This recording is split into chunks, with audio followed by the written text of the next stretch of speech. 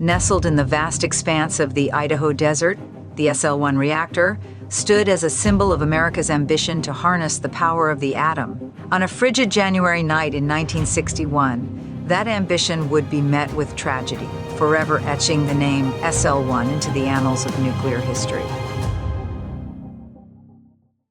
The stationary low-power reactor number 1, known as SL-1, was a prototype.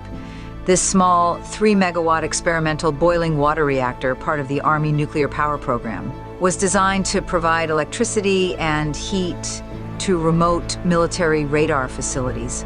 The vision was to power these remote outposts with small, compact, self-contained nuclear reactors. These outposts, part of the DO line, was the United States' first line of early warning defense against the incoming Soviet long-range bombers traversing the Arctic Circle.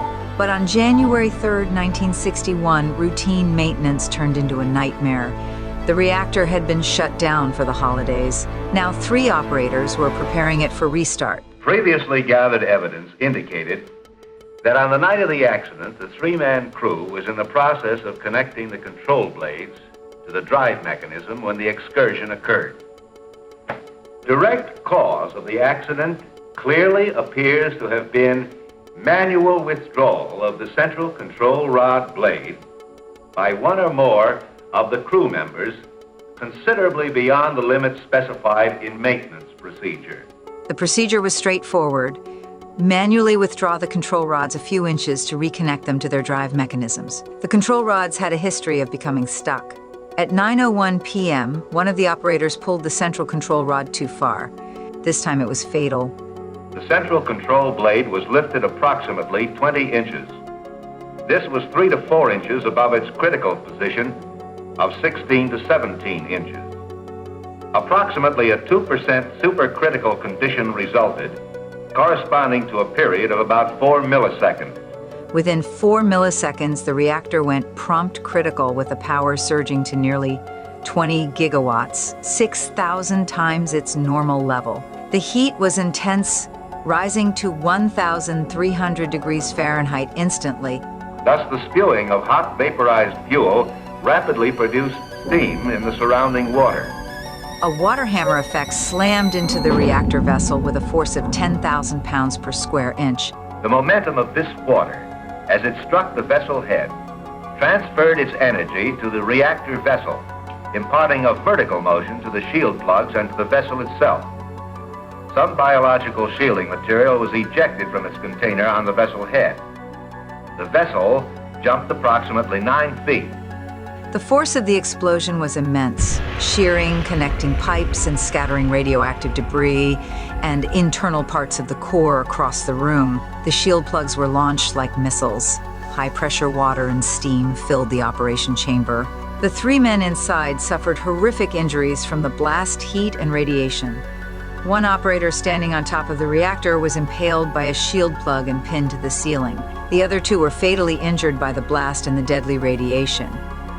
Richard L. McKinley, a trainee, received a fractured skull, a severed hand and forearm, and massive internal injuries. He also suffered severe burns and intense radiation exposure. He survived initially, but died 2 hours later from his injuries in the back of an ambulance.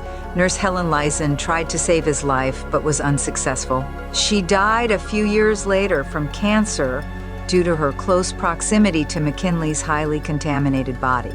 Specialist John A. Burns, who was manually raising the control rod on top of the reactor, was thrown violently upwards. He suffered massive trauma to his lower body, with a dislocated knee, a fractured femur, and internal organ damage. His heart was pierced by a broken rib and died instantly. Richard Legg, the shift supervisor who was also positioned on top of the reactor when the explosion occurred, was directly exposed to the full force of the blast and suffered the most traumatic injuries. Control Rod 7 was launched into Legg's body, piercing his groin and traveling through his torso, exiting his shoulder and pinning him to the reactor building's roof like a doll on a corkboard. His body, the most contaminated of the 3 technicians, had radiation readings of up to 400 Roentgens per hour. His body remained impaled to the ceiling for over 5 days while the dangerous process of decontamination and removal took place. A team of 10 men working in pairs and limited to 65 seconds of exposure each used hooks to pull his body free from a shield plug. Once the bodies were removed, the autopsies were conducted under extreme conditions. Pathologists, working from behind lead shielding, utilized long-handled tools and even electric saws to perform the procedures quickly, as time was critical to minimize exposure. The bodies of the 3 men were then transported in lead coffins on rail lines as hazardous cargo. They were delivered to their families and entombed into the earth, where they remain, still emanating lethal doses of radiation for centuries. The decontamination of the SL-1 site was a complex process that took a significant amount of time and resources. The initial cleanup of the SL-1 site took approximately 24 months. This involved removing the bulk of the contaminated debris and burying it. The burial ground was constructed about 1,600 feet from the original site. The entire reactor building contaminated materials from nearby buildings, and the soil and gravel contaminated during the cleanup were buried there, totaling over 99,000 cubic feet of highly radioactive material. The SL-1 accident is a somber testament to the immense power and dangers of atomic energy, an example of humans' early attempts to harness the power of a star into a bottle. It is a crucial lesson in the importance of safety and vigilance for any attempt to bend the forces of the universe to the will of man. The SL-1 accident was a profound tragedy, but from its nuclear ashes rose a renewed commitment to safety, a commitment that continues to shape the nuclear industry today.